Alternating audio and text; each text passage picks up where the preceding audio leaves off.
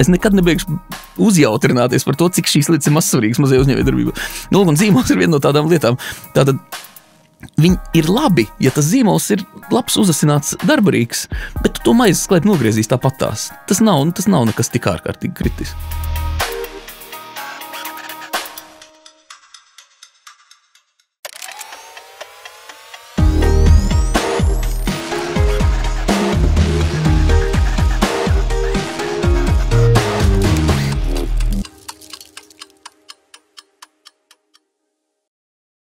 Labdien, te ir tava darīšana, kurā divi cilvēki sarunājas par to, kā būt uzņēmumā, Jā, kā būt uzņēmumam, kā uzņemt, kā tapt uzņemtam.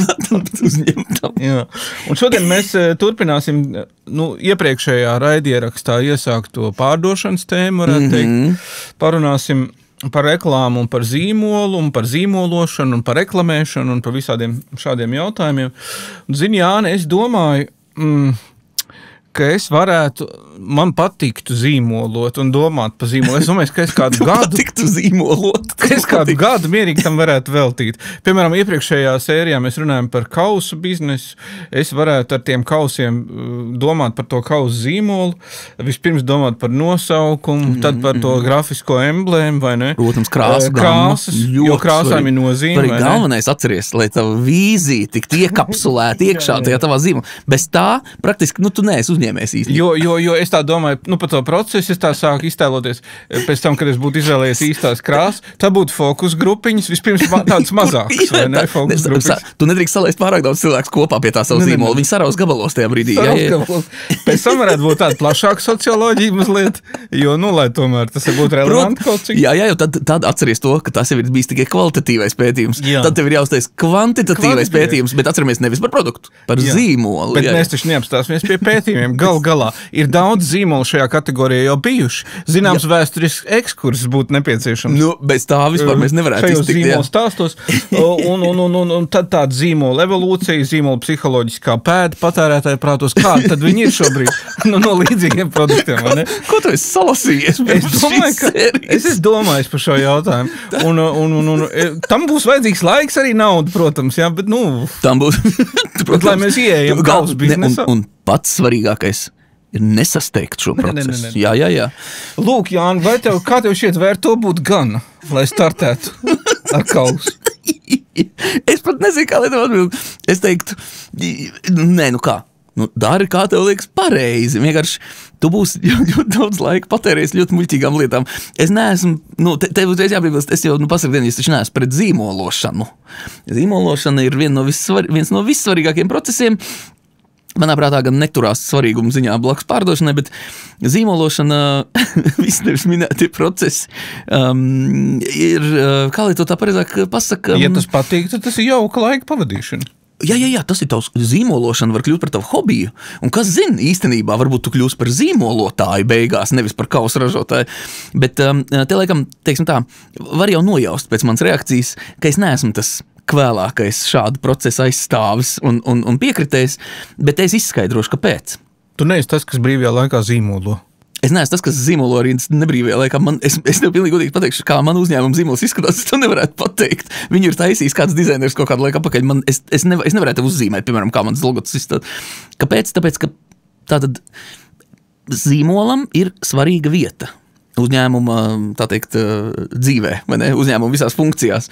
Bet šī ir viena no tādām lietām, tā zīmološana, kuru mēs, viņas svarīgumu un viņas rīkus un viņas nozīmi un to zīmolu, tā teikt, uzdevumu visā tajā uzņēmuma mārketinga darbrīku portfelī, mēs, līdzīgi kā dažas citas lietas, esam paņēmuši no grāmatām, kas nav paredzēts mazai uzņēmējdarbībai. Mazai uzņēmējdarbībai, diemžēl, kā jau mēs te vairākas reizes esam pieminējuši, tāda īsta grāmata nav, jo viņi būtu beig sarežģīti sarakstīt, jo pārsvarā galvenā lieta, kas būtu katrā lapusē, būtu, var tā, bet var arī citādā. Īstenībā tu var darīt šitā, bet tu var tā arī nedarīt, vai ne? Tātad zīmola nozīme pilnīgi noteikti ir.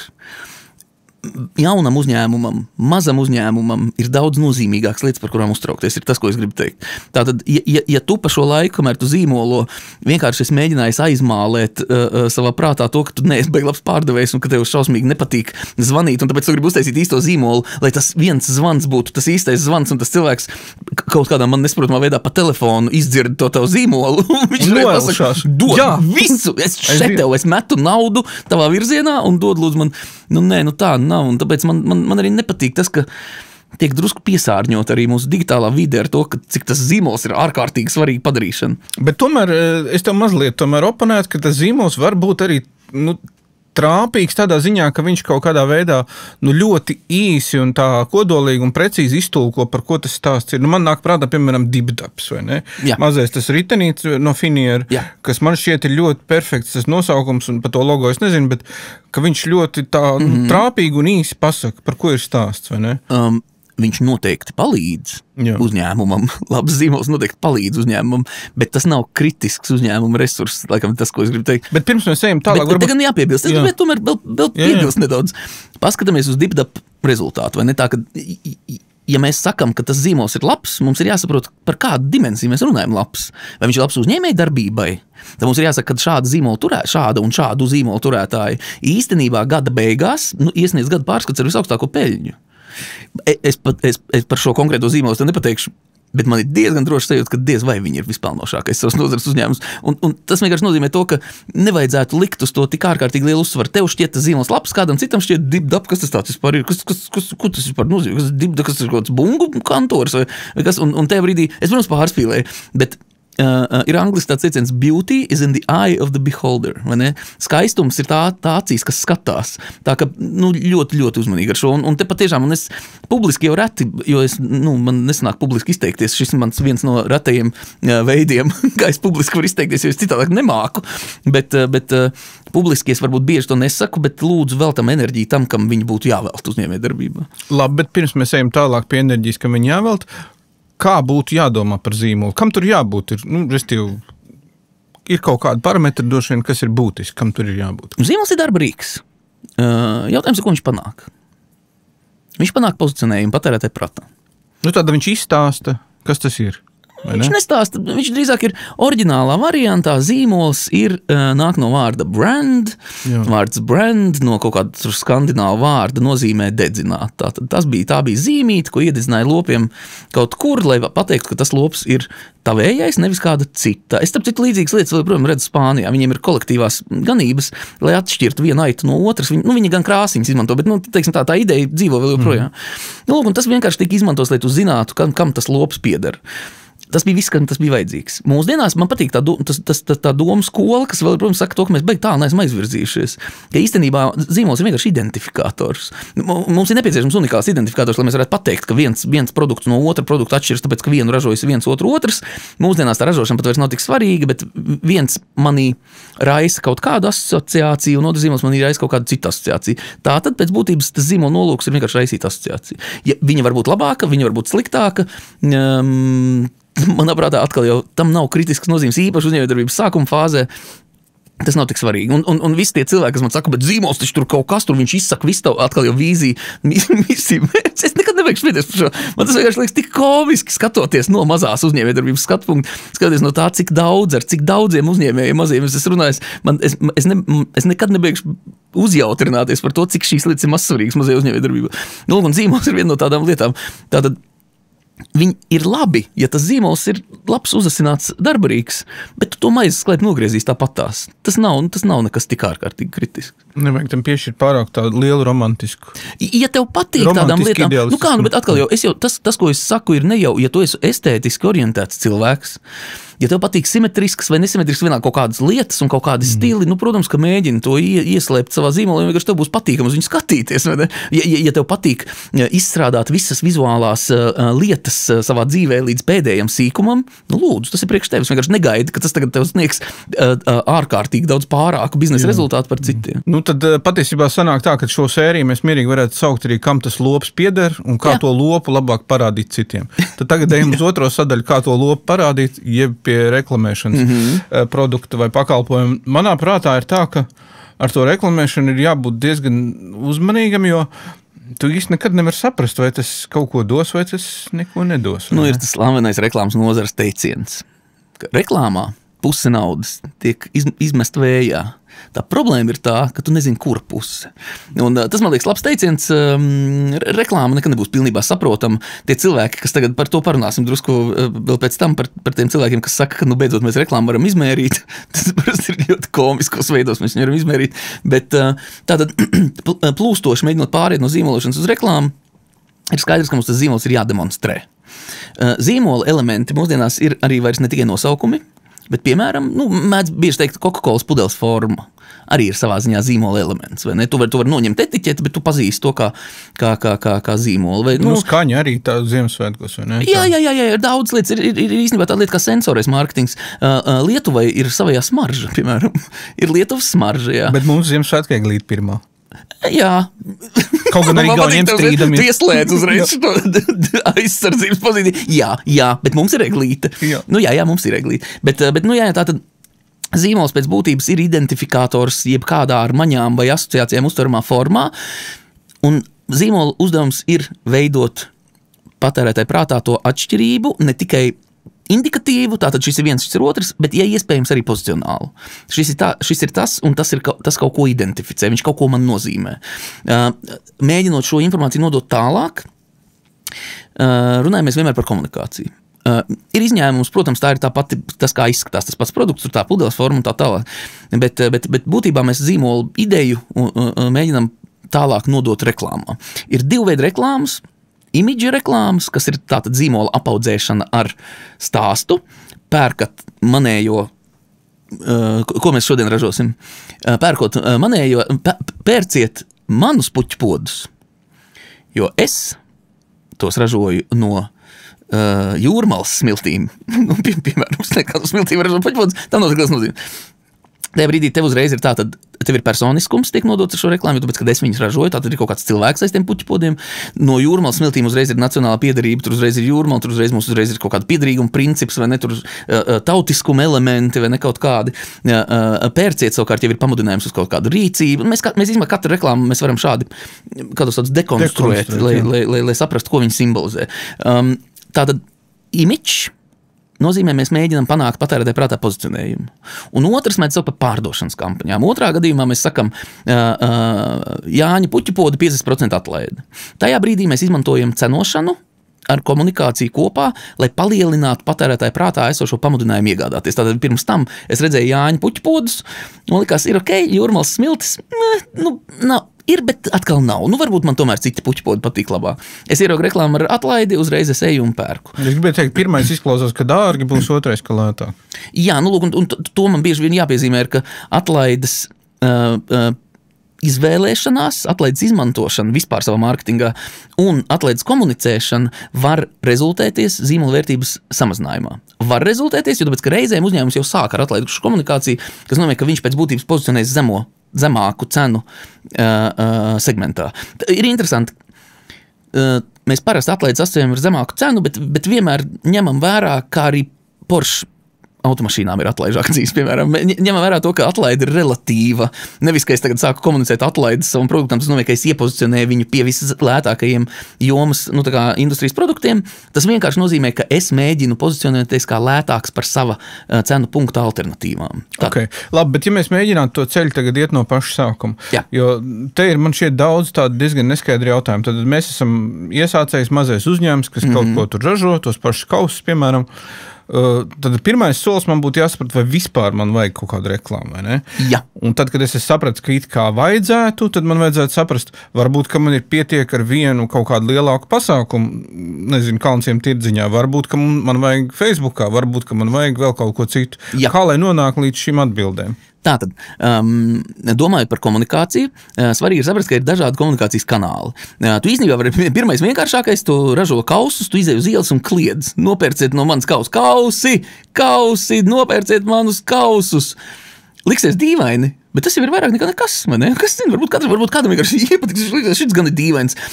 Par atļauju ar viņu nofotografēties, es nopirkšu no viņa vienu kausu. Tu jau esi veiksmīgi visu izdarījis. Lūk, tātad, domājot par komunikācijas kanāliem, mums ir jāmēģina saprast, kādi viņi ir, kurus mēs varam izmantot. Izstādes gada tirgi, piemēram, tā ir pārdošana vai tā ir komunikācija? Kaut kas pa vidu, vai ne? Un tā ir svarīga lieta, nevajag obligāti visu salikt kaut kādās kastēs. Ir pilnīgi normāli, ka ir kaut kas viens, kaut kas drusku otrs. Tātad, domājot par to, kādos kanālos tev vajadzētu komunicēt, tev būtu jādomā par, ja iespējams, veidu, kā tu atlasi tos kanālus, kuros ir vairāk tavies mērķa auditorijas. Ja mēs gribam ekonomiski runāt par to, ko nozīmē tava mērķa auditorija, tava mērķa auditorija sadalās, ir svarīgāk mērķa auditorija, mazāk svarīga mērķa auditorija, to mēs saucam par primārajām, sekundārajām mērķa grupām reklāmā. Tātad viņas sadalās pēc tā, attiecībā uz kurām cilvēku vai uzņēmumu grupām tev būs viszemākās izmaksas. Tā ir mērķa auditorija ir ekonomiska lieta. Nevis, ka mēs tagad izdomājam to, ka es ražošu kausus, mans patērētājs būs kaislīgs, uz attīstību un pašizziņu vērts vīrietis starp 45 un 55 gadiem, kurš dzīvē daudz ir sasniedzis, taču vēl joprojām atvērts skatās uz izaicinājumiem. Es tev vienkārši stāstu lietas, ar kurām es esmu strādājis reklāmā, un es kā cilvēks, kas pārvada ekonomiku, es parasti skatos, es apsveicu, tu esi baiglabi nodefinēt savu mērķa auditoriju, un tad man jau ir jautājums, ko man tagad tālāk darīt ar viņu.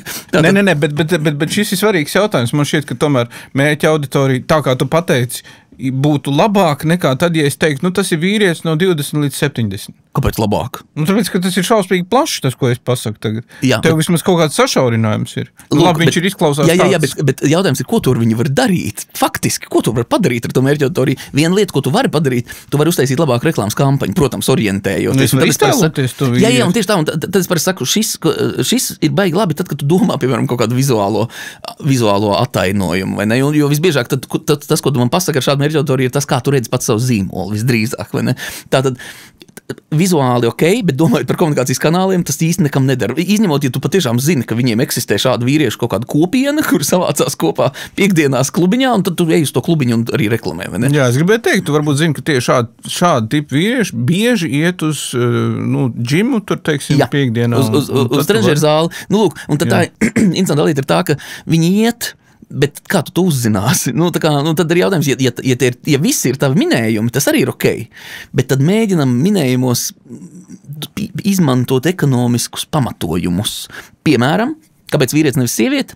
Jo izskatās, ka vīrieši biežāk pērk kausus. Kā es to zinu, es aizgāju pastāvēju vienkārši pie veikala, kur gravēju. Es tiešām muļķīgi liekas, bet tas ir tas, kā tu pēti tirgu, vai ne? Vai arī es paprasīju tam cilvēkam, kas tur strādā tie veikalā, jums vairāk vīrieši vai sievietes.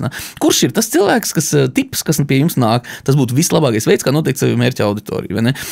Tālāk. Kāpēc jau pusmūžā, kāpēc ne jaunāks? Jo tāpēc, ka jaunākie ir tie, kas kausus saņem, vecāki ir tie, kas kausus iedod. Es jau runāju muļķības, bet tīri, lai parādītu, kā mēs segmentējam. Un katram šim segmentam, katrai tai segmentācijas bāzei, pēc kā mēs segmentējam, piemēram, dzimums, vecums, dzīvesvieta, ienākumu un tā tālāk. Visam ir jābūt ekonomiski kaut cik pamatotam. Citādi mēs sākam zīmēt vienkārši gaisā kaut ko. Un man kādreiz bija interesants jautājums par to, kā mēs nodefinējam mērķa auditoriju. Tad, kad es restorānu biznesā biju aktīvs, tad kā mēs nodefinējam mērķa auditoriju restorānam? Un tad man tie biznesa partneri saka, kā? Visi cilvēki. Visi, kas ēd, jā. Es saku, labi, tātad tie ir cilvēki, kas ēd. Tātad tie ir cilvēki, kas ēd Zimbabvē.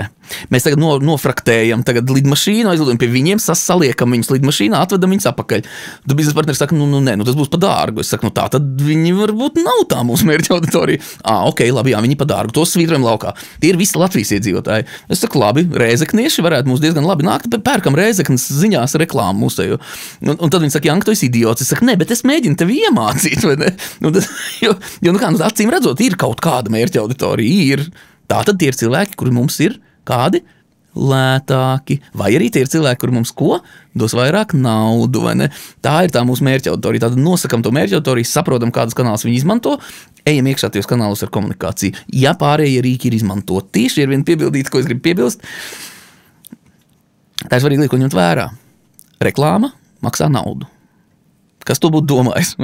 Mums šķiet, ka reklāma naudu nemaksā. Tas nozīmē, ka mēs darbojamies tādā ļoti interesantā vidē, kas ir sociālajā mēdī.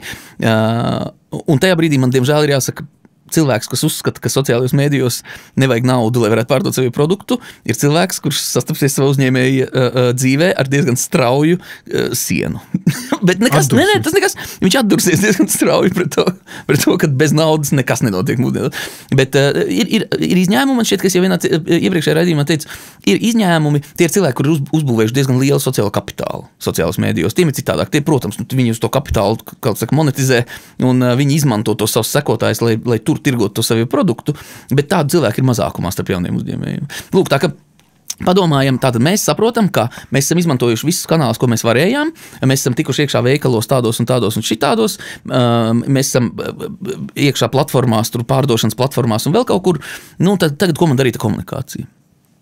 Pirmā svarīgākā lieta. Šie ir ieteikumi maziem uzņēmējiem. Vidējiem uzņēmējiem, lieliem uzņēmējiem, tur ir cita lieta, tur jau tad viņiem ir jānāk pie manis un mēs konsultēsim pēc būtības.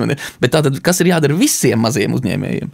Tajā brīdī tev ir jāpieliek informācija par sevi pēc iespējas tuvāk pirkšanas punktam. Kāpēc? Tāpēc, ka tev nav tik daudz naudas, lai tu varētu izsēt to komunikāciju pa visu pasauli. Tātad, ja tu tirgo veikalā, saproti, vai tu veikalā var ielikt plakātu. Ja tu tirgo Amazonā, pērc Amazonā meklēšanas vārdus. Ja tu tirgo Etsijā, pērc Etsijā šo promoted listing, to sistēmu, ja viņi vēl ir. Tātad tev ir jāsaprot, ka tev nav naudu, kurš tā šķiesties Facebookā, vienkārši uz ko mēs orientēsim? Visi. 15,75. Un tajā brīdī tas būs tāds tints pilieniņš viss pasaules okeānā. Viņš ātri šķidīs, no tā nebūs nekādas jēgas. Tātad mēģinām atceramies komunikācijā, ir tādas lietas, es neiegrimšu teorijā, jo es esmu zinošs komunikācijas teorijā, tieši reklāmas kontekstā. Bet divas lietas būtu jāzina. Sasniedzamība, frekvence. Tātad, cik cilvēkus mūsu ziņojums sasniegs un ar cik bieži tas notiks, tātad ar kādu frekvenci. Ja mēs ieliekam Facebookā visu naudu uz vienas nedēļas kampaņu orientēt visiem cilvēkiem, tas ziņojums sasniegs tieši vienu reizi pilnīgi visus cilvēkus. Ok, jā, bet tātad, ja es pareizi saprotu, sākt vajadzētu ar to, ka tu diezgan precīzi saproti, kas ir tas tavs potenciālais pircējs, vai ne? Jā, no tādas skatu punkta, lai zinātu, ko viņam teikt un lai zinātu, ko viņam sasniegt. Jā, tieši tā. Jā, un pēc tam nākamais solis, tad jau es varu izdomāt, tu runāji par kanāliem, faktiski tie ir tās vietas, kur tā man komunikācija parādīs. Viņš man sauc par touchpointiem, saskarsmes punktiem. Tātad iedomājamies, ka eksistē saskarsmes punkts starp tavu ziņojumu un patērētāju. Līdzīgi kā pārdošanas punkts, mums ir komunikācijas saskarsmes punkti. Ideālā variantā atkal jau mazs uzņēmums, tuvinam tos punktus klāt pie pārdošanas. Tas palielinās frekvenci, tas palielinās iespējamību, tātad saskarsmju frekvenci. Tātad tu ieliks veikalā plakātu, sasniegs tu mazāk cilvēkus, bet vairāk reižu ar savu ziņojumu. Galā ielikt plakātus man neko nemaksāja, tas ir mans veikals. Ja tas ir tavs veikals, tad plakātu lietas skatlogā. Pieņemsim, ka tu jau te pieminēji naudu, pieņemsim, ka mums ir vajadzīgs, ka mums nav tas veikals fiziskais, kur ielikt plakātu, ka mums kaut kādas vietas ir jāpērk.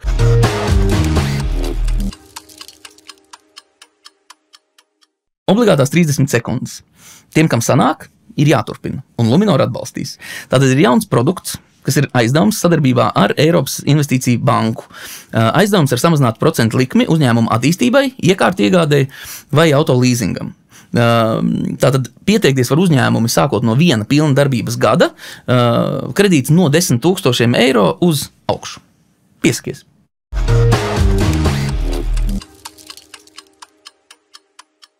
Sacīt, kā to saprast?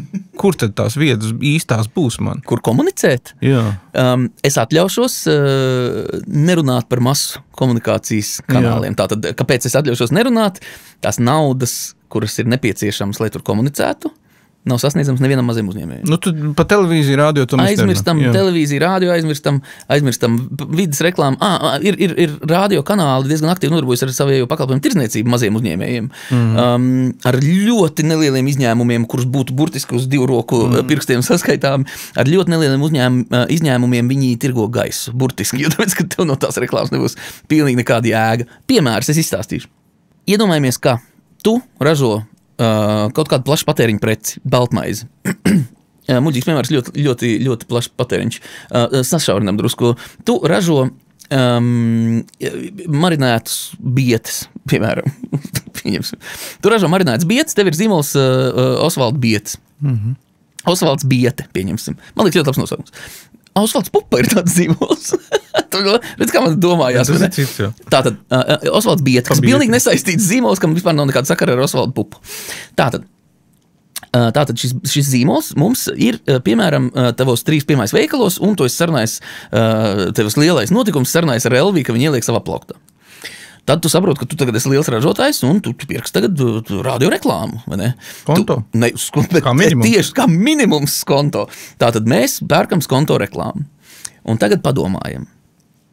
Izplatīšanas kanāla ziņā un sasniedzamības ziņā. Tātad tas ir nacionālais apraides kanāls, viņš sasniedz visā Latvijā cilvēkus. Iespēja plauktā ieraudzīt šo produktu un iegādāties tavajās bietas ir tik niecīgai daļai no tās visas auditorijas, ka jebkāda nauda, ko tu guldīsi iekšā konto radio, viņi vienkārši tā es parasti iesaku pat paņemšu to naudiņu tā un tā uzpūt viņiem, tā būs tā jēga no tās tavas komunikācijas. Jo uzpūst naudiņai arī ir jēga kāds, jo viņi varbūt noķers, atnāks pie tos pateiks, es izmantošu šo naudu, lai nopirkt no tevs to bieti. Forša reklāma tev bija konto. Lūk, un tad vienmēr ir jautājums par to, tad kur tad, tātad... Jā, bet kur tad? Jā, kur? Lūk, pabeidzot šo tad, ja tu neesi pieejams patērētāja izmantotos iepirkšanās kanālos pietiekoši, lai tev sāktu atmaksāties reklāma masu komunikācijā, un es saku, tā ir vismaz trešdaļa no nosaguma. Ja tu esi vismaz trešdaļā no plauktiem Latvijā pieejams, tev nav vajadzīga nekāda veida masu komunikācija. Tas pat nav cenas jautājums, tas ir pilnīgi absolūti neiedzīgi. Lūk, tātad iedomājamies tagad samazinām to visu, masu komunikāciju atmetam, varbūt izņemot kaut kādu ļoti nelielu vietēju vidas plakātiņu var paņemt, vai vietēji kaut kādu bet no arēnā Rīgas bortiem hokeja čempionātā ne. To arī ne. Tur Osvalds Bietas baigot neies, jā. Lūk, tātad mazinām, un tad domājam, kur tad mēs tās bietas varam komunicēt? Jā, galā nekur. Izrādās, ka nekur. Tā nemaz nav. Pirmais variants. Mēs viņus varam komunicēt pašos veikalos, ja mums atļauj tur izlikt mūsies plakātus. Otrs variants, mēs viņus varam komunicēt vietējā, ja tie ir tev vietēja veikala, vietējā vidē kaut kādā, vai ne?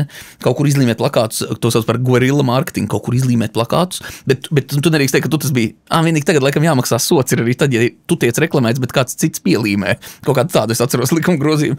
Jebkurā gadījumā tu mēģini atrast tos veidus, tātad vēl viens variants, biešu mīlētāju kaut kādos fórumos, jo tāpēc, ka viņi klubiņos, jo viņi būs vairāk pamudināti skriet un tās bietas pirkt uz vietu, kur viņi ikdienā viņas nepērk. Man tā ir ar kartupeļu čipšiem, piemēram. Ja parādās jauns zīmols kaut kur es padzirdu, vai ne, man jāskrien nopirkt. Pēdējo gadu gan jāsaka, tas viss ir tā izplaties, ka es nevar izsakot līdz pēdējos pāris gadus, bet kādreiz tas bija diezgan tāda svēta lieta. Lūk, un tad loģisks būs jautājums, kur tad man viņas vispār komunicēt? Un tad tas loģiskais varbūt secinājums, bietas nevajag ražot.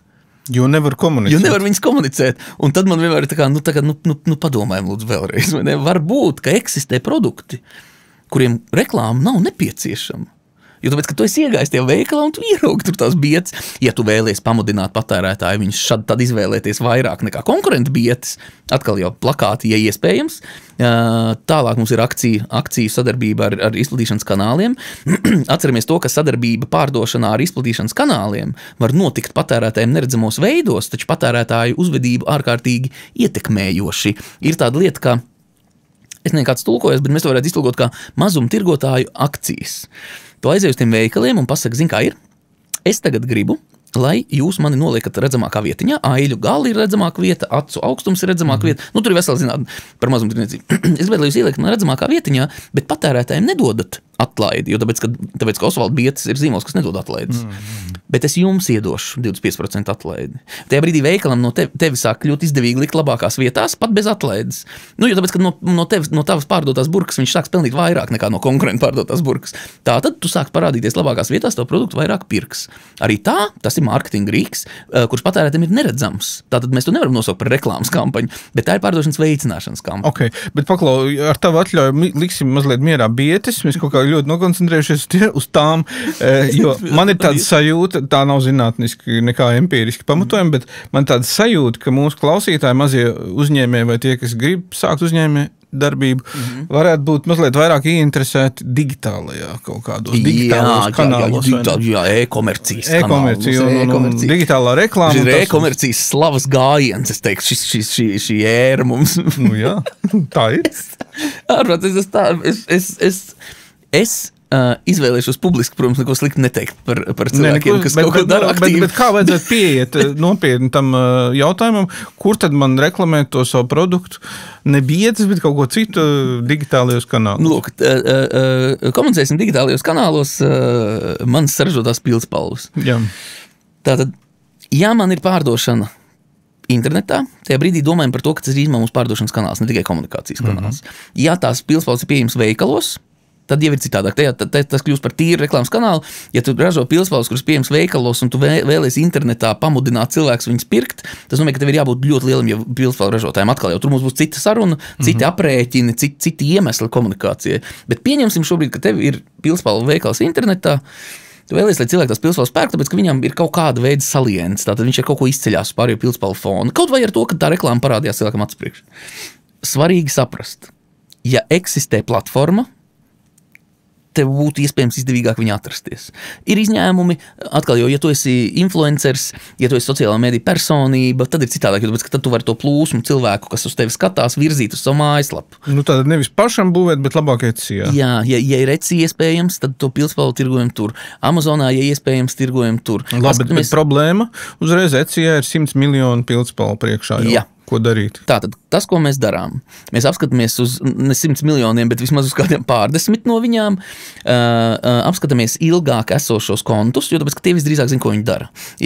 Tā mums ir reizēm problēma. Mēs apskatāmies kaut kādas jaunās vēsmas, mēbeļu ražošanās, bērnu mēbeles, tā ir baigā lieta. Bērnu mēbeles atnāk pie mums cilvēks un saka, mēs esam visu uztaisījuši, mēs esam nokupējuši visu to, ko dara konkurenti. Mums neiet. Un es saku, es konsultēju daļu no tiem konkurentiem. Un tā ir tāda metode. Es viņai nezinu nosaukumu, bet es varu izdomāt to nosaukumu. Tā ir mārketinga rīku miglas pūšanas metode. Tātad ir tā, ka ir lietas, ko mēs redzam, un ir lietas, ko mēs neredzam. Ideālā variantā tev vajadzētu mānīt, taisīt mānekļus ar lietām, ko mēs redzam. Tādējādi novēršot konkurentu uzmanību no lietām, kuras viņi neredz. Tātad lielai daļai, un es šeit tiešām nekautrēšos teikt, lielai daļai, jo es personīgi zinu, lielai daļai no šīs nozares uzņēmējiem, tātad bērnu mēbeļu ražotājiem, viņiem aizmugurē ir diezgan nopietna pārdošana. Bet tas, kā viņi izdara tā, ka viņi liek domāt par to, ka viņiem viss bizness ir priekšā. Priekšplānā. Tātad tur ir sataisīts, kas tik tur nav, tur ir komunikācijas, un tur ir kampaņas, un tur ir atlaides, un tur ir viss, un tur ir smukas bildes, un tur ir viss forši, un gal rezultātā reklāma Facebookā tiek pirkta, bet ārkārtīgi nedaudz, lai vienkārši savāktu kaut kādas tos pārdošanas gadījumus, ko var. Bet, piemēram, uzņēmuma aizmugurē ir lielais mēbeļu iepirkējs, tur vēlams viņas ir no kurienes, no Zviedrijas, vienkārši paletēm viņi sūta projām. Lūk, jaunais censonis. Iet digitālajā vidē, viņš saskatās, viņam liekas, es arī varētu, man taču CNC frēze man mājās ir, vai ne, ko es nevarētu. Viņš satēs, viņas kaut kā nepārdodās baigi. Šis ir gadījums, ka mēs varam komunikāciju izmantot kā maldinošu rīku. Es nesaku, ka visi tā dara, pasakdienīnē, bet es zinu vairākus, kur tā dara, jo tāpēc, ka es zinu, ka viņi tā dara, jo viņi savukārt ar mani kopā ir izgājuši to procesu, par kuru mēs runājam iepriekšējā raidījumā. Viņi pārvarējuši savas tās bailes, viņi varējuši aiziet pie tiem saviem izplatītājiem, un viņi varējuši dabūt tos lielos kontraktus. Tātad viss, ko tu redzi, pēc būtības ir paredzēts, lai maldinātu tevi kā jaunu uzņēmumu. Bet, labi, pieņemsim, ka nav maldināšana, tad tavs ieteikums bija paskatīties kontus, kas pastāv jau ilgāk, runājot par Etsy. Viņi zina, ko viņi dara. Paskaties, kādas izstās viņu bildes, kādas izstās viņu apraksti, paskaties, kā viņi izmanto. Tur uzreiz pāris ieteikumi, piemēram, runājot par Etsy, sortimentam jābūt lielam. Šobrīd tas jau aiziet absurdā, bet sortimentam jābūt ir lielam, ja var apvieno lietas kopā, jo tāpēc, ka tev svarīgs ir pirkums, vai nevis tas daudzums, ko tu pārdod sākotnē. Tātad apvieno vairākas lietas, piedāvā zemāku cenu, labāk ir vairāk listingi. Ja tu taisi promoted listingu, tas izteiciens, kas tur ir. Promoted listings, tas nozīmē, ka tu paņem vienu produktu un pataisi par tādu, kur tur liek iekšā kaut kādos sarakstos. Tātad taisi labāk ilgu laiku vienam produktam, nekā īsu laiku visiem produktiem, jo tāpēc, ka cilvēkiem ir tendence iet iekšā caur reklāmu, un tad viņi apstaigā to veikalu. Šī ir tāda knifi, vai ne, bet tos tur YouTube'ā jāpavad 10 minūtes, lai viņus uzzināt, tad tās nav nekādas beigās viltības, vai ne. Tātad apskaties šīs viltības, apskaties, ko dara tavie konkurenti, uztaisi kontu, kas ir pēc iespējas sākam ar to, ka mēs uztaisam viņu pēc iespējas līdzīgāku, un tad domājam, kā atšķirties. Nevis, ka mēs sākam ar pilnīgi kosmosu, man ir bijušas situācijas, cilvēks atnāk pie manis, un tā ir tā mentalitāte, ka tu mēģini atrast to panākumu atslēgu, vai ne? Ka tu tagad būsi gudrāks par pilnīgi vispārējo pasauli. Viņš atnāk pie manis ar bērnu šūpolēm, piemēram. Viņš atnāk pie manis un saka, klausies, es esmu atradis baigošu tēli. es gribu tirgot savies bērnu šūpoles Amazonā. Es saku, super, tirgojam. Kāpēc tu tā liekas? Viņš saka, tāpēc, ka viņi tur nav. Neviens viņus tur netirgo. Viņš saka, es nezinu kā. Un tev brīdī es saku, vecīt, tu esi iespējams, tu esi atradis to visu. Tagad jau es kā joku to saku, bet kādreiz, jo, kā es uzskatu, ja uzņēmējs tik ļoti pārliecināts, lai viņš iet un dara, viņš aplausies, viņš jau baigi neko uz to nepazaudē. Vienkārši ir iemesli, kāpēc tur netirgo tās bērnu šūpoles. Jo tāpēc, ka tur viņas neviens nepērk. Un tad vienmēr gadās tāda situācija, ka tagad jau es saku cilvēkiem, jo man ir pietiekoši uzkrāt pieredzi, lai es varētu teikt to, ka es esmu izgājis cauri tik daudz uzņēmumu, veiksmēm un neveiksmēm. Es vienkārši pateiktu to, ka ja kanālā tavas lietas nav, visdrīzāk, ka viņi tur nevajadzētu. Es piesardzīgi. Ja es piesardzīgi, atkal jau mēģinu. Tu pasardienu izmēģini visu pēc kārtas, bet rēķinies ar to, ka labāk ir iet iekšā burzmā, nekā mēģināt būt nomaļus. Un šeit es gribēju pabeigt, tas attiecas arī uz izplatīšanas kanāliem. Mums ir kaut kāda mistiska tendence, es neliels akmentiņš, niecīgs akmentiņš mano nevis dzimto, bet manu mājas cēsu uzņēmējiem. Salieciet kopā vienas nozares produktu, kāpēc ir man jāiet visai pilsētai cauri? Vai tad mēs nevaram kaut kāds draudzīgāk? Tātad, ja mums ir, ārzemēs, tu taču var redzēt, ja tev ir, pie mums ir Kāzu Kleitu iela, piemēram, kas man liekas superīgi. Pie mums jau sāk parēdies, tagad gan atkal pašķīts, bet mūzikas instrumentu kvartāliņš, vai ne? Jo tāpēc, kad ja tu ej pēc tā, tu taču zini, uz kurien iet, kāpēc jums vajag, jūs taču jūs nekonkurējat, jūs sadarbojaties šajā ziņā. Lūk, tātad atrodam, kur tādi produkti ir, pieslienamies blakus kā tāds, kurš ir līdzīgs, tātad viņš nerada apjukumu pircējiem, bet ar kaut kādu savu knifiņu. To knifiņu izdomājam, kāds viņš Labi, jautājums, tātad es esmu pieslējies ar to savu Pilspalvas veikalu Etsijā citiem kontiem, kas pastāv ilgi, es esmu izpētījis, vai man šo savu vietni vajag kaut kā reklamēt, un tad kur? Lūk, tātad atkal jau te attiec tieši tas pats, ko es teicu pirms tam uz pārdošanu fizisko, pēc iespējas tuvāk pārdošanas vietai. Ja tev ir Etsy konts, sākumā izmanto Etsy sniegtos pakalpojumus. Ja tev ir Amazon konts, sākumā izmanto Amazon sniegtos pakalpojumus. Ja tu mēģinās izmantot pakalpojumus, tātad ieliekot reklāmu Facebookā, spied, un tad cilvēks aiziet uz Amazonu, un tur viņam ir jāpērk. Es nesaku, ka tas nestrādās, bet tas nebūs tik efektīvi eiro pret eiro pieliekot blakus, jo tu tur sasniegs daudz cilvēks, kas nav te iepirkšanās režīmā. Man reizēm jāsaka, tas tā kā tā savrupība, mums arī tāda kaut kāda raksturīga lieta. Aiziet taču uz vietēju lielveikalu to savu produktu. Nestāvi savā kaut kādā nomalē, tur kaut kur aiziet uz lielveikalu un tur arī izlīmē plakātus par to savu produktu. Mēs teikt, mums kaut kāda savrupība. Mēs taču esam viensētnieki. Lūk, tātad komunicējam pēc iespējas tuvāk pirkšanai, komunicējam pēc iespējas vairāk ar cilvēkiem, kuri ir pirkšanas režīmā, jo tāpēc, ka tā ir vieglāk tam cilvēkam pārliecināt, ka manējais produkts pērkams, nevis, ka viņš tur sarunājās ar cilvēkiem, pēkšņi WhatsAppā viņam atnāk ziņa, šeit kur ieeja nopērts to modēļu produktu. Viņš visdrīzāk neies, tāpēc, ka viņš tajā brīdī par to vispār nedomā. Un tālāk, ja mēs redzam to, ka tur tie visi kanāli ja mums ir saķerti un mēs joprojām nevaram noģenerēt apgrozījumu, es gan teiktu, tas ir brīdis, kad sākt aizdomāties par citām lietām, nevis reklāmu.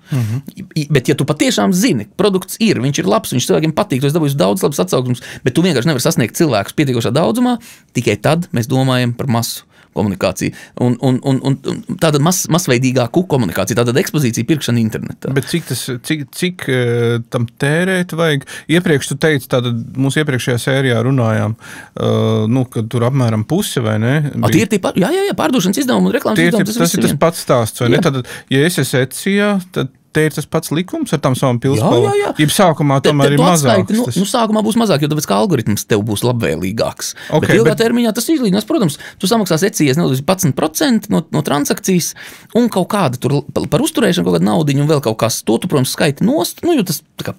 Nē, es te domāju tieši par reklamēšanu to. Tas ir šajā gadījumā Etsy gadījumā, vai tu reklamē vai pārdod, nav nozīmes, kā tu to sauc. Tas ir viss viens. Protams, ka tu tehniski tā ir reklāma, bet īstenībā jau tu, kā tu saki, ar plakātu skatlogā. Tu reklamē vai tu pārdod. Nezinu, kāda nozīme. Bet pieņemsim, ka es esmu pieslēdzis vēl kaut kādus citus kanālus tam Etsy veikalam, kurā es pērku tikai reklāmu. Tur, teiksim, Facebooks.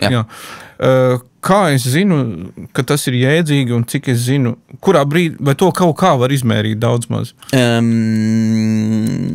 Un te es tagad pavisam mēģināšu ieplūst drusku pret pilnīgi absolūti milzīgu straumi un iespējams, kad es esmu maziņa ķilaviņa, kas mēģina uzpeldēt šobrīd Niagāras ūdenskritumā, bet nē. Lai cik mums visi mēģina pārliecināt. Zini, ir tāda anekdota, kas parādīs šo teoriju, jo šī ir arī ekonomiska teorija. Tātad ir tumšs nakts, iet cilvēks pa ielu un ierauga, kad nakts lampas gaismā viens diezgan iedzēris vīrietis kaut ko meklē. Viņš domā, labi, es iešu palīdzēt, aiziet palīdz, un viņš prasa, ko tu meklē? Viņš saka, bļaņas dzīvokļa atslēgas izkrita, palīdz atrast. Viņi meklē, bet tas lampas, tas izgaismoties laukums, viņš nav vajag liels, viņš skatās, nezinu, ko tur pameklē drusku ārā no tā laukuma. No. Viņš saka, nav, klausā, kur tu viņas pazaudēji? Viņš saka, tur ap stūri es viņas pazaudēju. Viņš saka, kāpēc tu viņas te meklē? Viņš saka, bet te ir gaišs. Lūk, tātad šī anekdote ļoti labi ilustrē mūsdienu aizraušanos ar izmērīšanu. Tātad fakts, ka kaut kas ir mērāms, nenozīmē pirmkārt, ka tas nomērītais kaut ko reāli apzīmē, un otrs, tas nenozīmē, ka tas ir efektīvākais.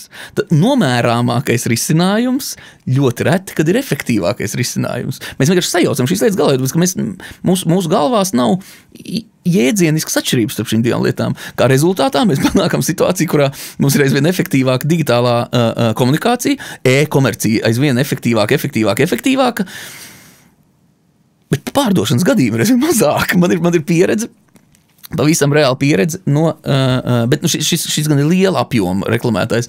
Tātad mikrokreditētāja kompānijas. Tajā laikā bija mēdīja aģentūras vadītājs, un mikrokreditēšanas kompānija, tur bija mārketinga vadītājs, bijis analītiķis, tieši tāpat kā es. Tā, ka mēs tur runājām sarežģītiem vārdiem, savā valodā mēs ar viņu sarunājamies.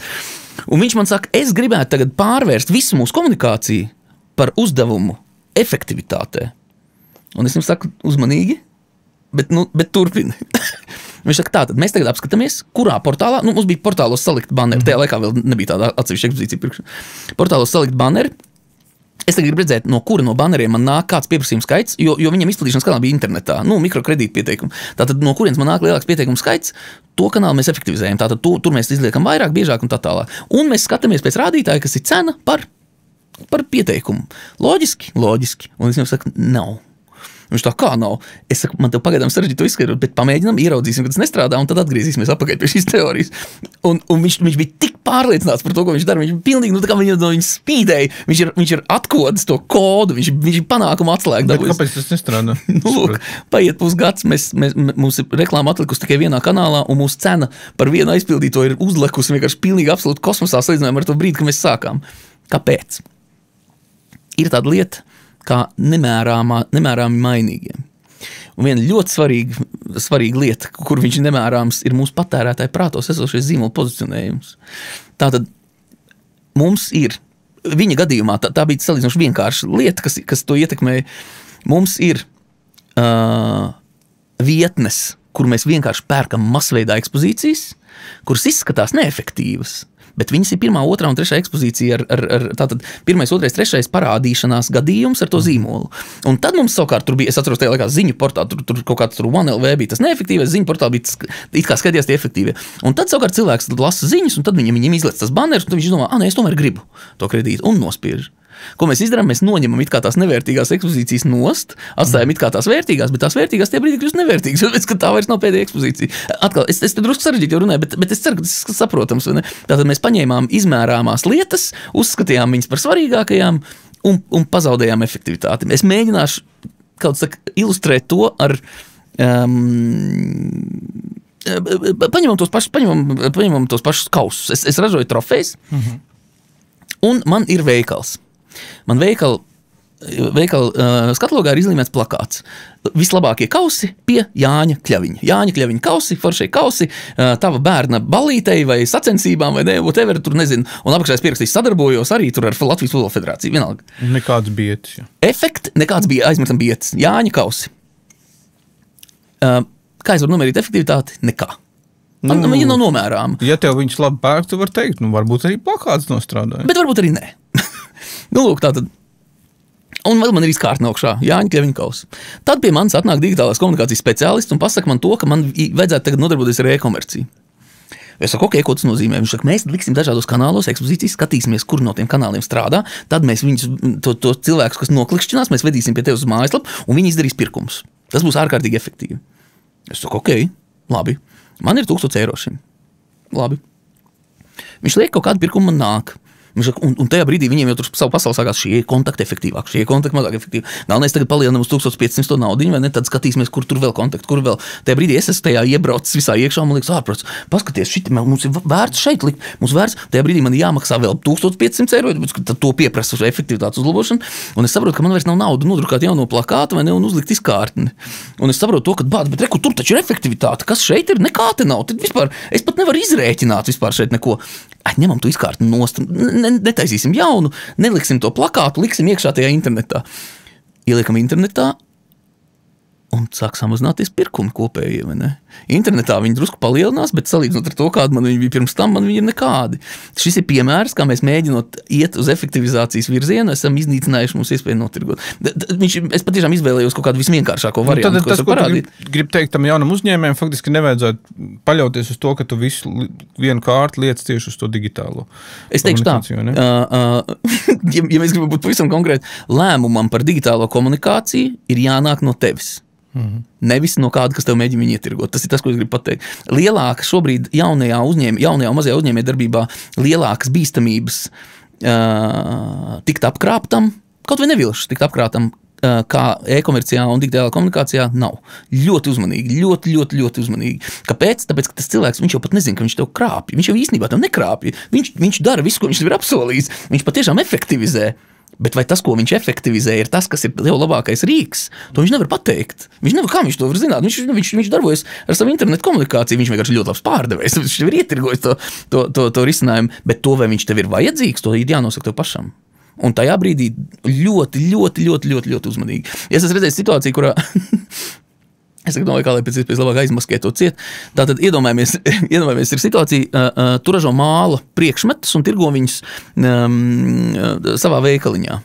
Es redzēju situāciju, kurā šāds cilvēks atnāk pie manis un es prasu, ko dara komunikācijā.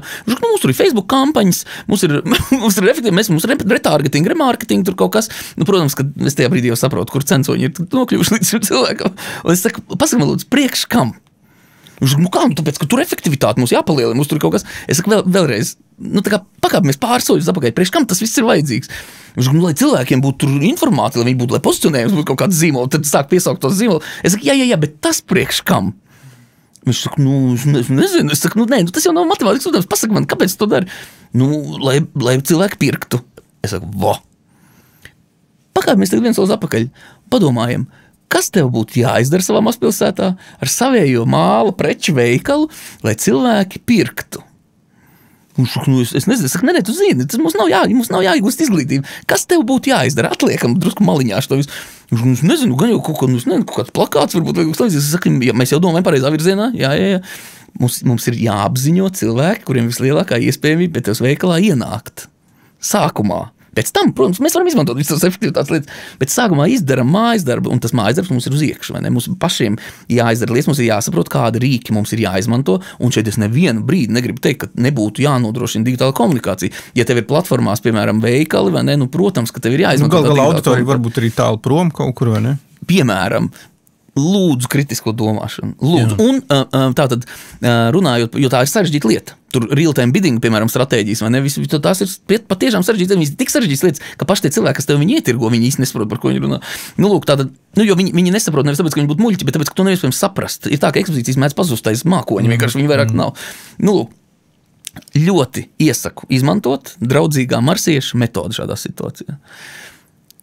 Tātad es nezinu, ko tu man mēģini pastāstīt, pastāsti vienkāršākiem vārdiem. Es nesaprotu, kas tas ir, izstāsti, kā man tas palīdzēs pārdot. Kamēr tu nesaproti, neiekrīt. Jo tur tā ir sarežģīta lieta, tā ir zināšana ietilpīga lieta. Varbūt, ka tas ir tavējā lieta, varbūt tev viņi noderēs. Lielākoties mazajiem ražotājiem, dīvaini teikt lielākoties, bet patiešām es teiktu, stabilai pusei, īstenībā reklāma nav vajadzīga. Okay. Pārdošanas veicināšana, jā. Reklāma, jā, sapratu, jā, ļoti labi. Mums vispār šis ir tāds mūsu raidieraksts sērija, viens no kopsaucējiem, ka tā jānostājas uz zemes un marsietim jāizstāst. Ko tu marsiešiem iesaka lasīt saistībā par reklāmu un zīmoliem? Šis vienkārši ļoti labi sajiet, nejauši sagāja kopā ar šo mūsu pēdējo tematu. Domājam kastē, lūdzu. Nevis ārpus kastes. Nedomājam ārpus kastes. Ārpus nevajag. Ārpus kastes. Esam bijuši jau kādu laiku, kāpjam apakaļ. Laikmets domāt ārpus kastes ir beidzies. Padomājam kastē. Saprotam, ko mēs darām. Saprotam, ko mums vajag panākt. Mums vajag peļņu. Peļņu mēs panākam ar apgrozījumu. Apgrozījumu mēs panākam ar pirkumu. Pirkumu mēs panākam ar kaut ko vēl.